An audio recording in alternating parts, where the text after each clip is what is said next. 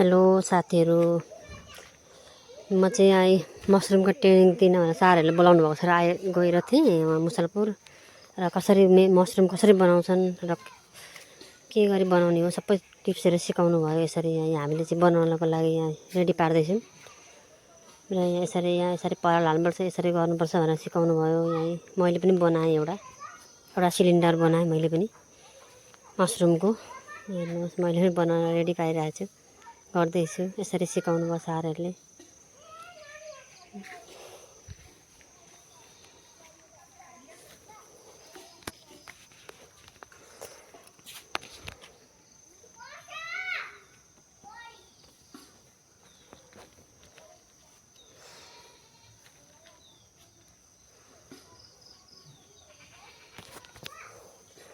र एउटा कुरो पनि छ, के अरे अर्को नेक्स्ट महिना डिसेम्बरमा हाम्रो घरमै हुन्छ ट्रेनिङ। सारहरू आउनुहुन्छ अरे। हजुरहरूलाई कसलाई इच्छा लाग्छ आउन सक्नुहुन्छ हाम्रो घरमा।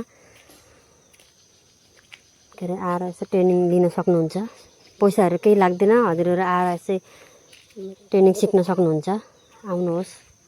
र यो बाइदेउको घरमा यसरी बनाउनु भएको छ। बाइदेउ घरमा यसरी मसरुमको खेती